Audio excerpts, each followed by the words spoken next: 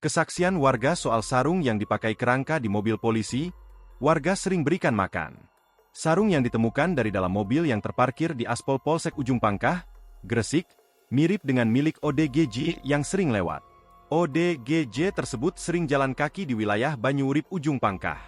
Hal ini disampaikan oleh Muhammad Latif, pengasuh pondok pesantren Raudlatul Hikmah, Ujung Pangkah. Diketahui sarung dengan merek BKS itu ada di dalam mobil. Mobil yang berisi kerangka manusia yang sudah tulang belulang. Latif, sapaan akrabnya, tidak asing dengan motif sarung tersebut. Pakai sarung motif batik, biasanya di Selempang, orangnya tidak pakai pakaian.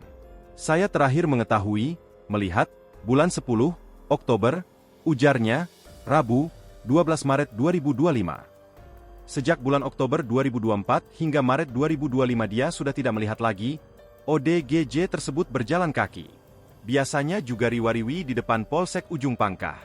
Berdasarkan hasil identifikasi awal, kerangka manusia tersebut adalah seorang laki-laki. Orang gila, laki-laki. Biasanya warawiri depan Polsek Ujung Pangkah, kata dia.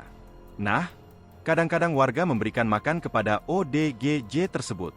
Diketahui Polres Gresik sudah melakukan olah TKP, mengumpulkan barang bukti, serta memasang garis polisi di asrama polisi, Aspol, Polsek Ujung Pangkah. Tim dokter forensik Polda Jatim, spesialis forensik Dr. Tuti Purwanti SPFM, dan dari RS Ibnu Sina Dr. Nili Sulistyorini SPFM sudah datang ke lokasi. Satreskrim Polres Gresik juga telah memeriksa saksi di sekitar asrama, sementara Propam Polda Jatim telah melakukan pemeriksaan terhadap pemilik kendaraan yang lama tidak digunakan, ujar Kapolres Gresik AKBP Rovan Richard Mahnu. Kemudian melakukan pemeriksaan mobil yang sudah lama rusak, betul mobil tersebut milik Aibda Yudi. Hasil forensik akan segera disampaikan setelah uji DNA selesai.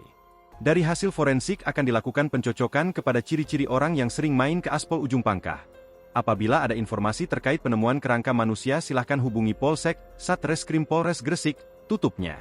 Download Tribun X sekarang, menghadirkan lokal menjadi Indonesia.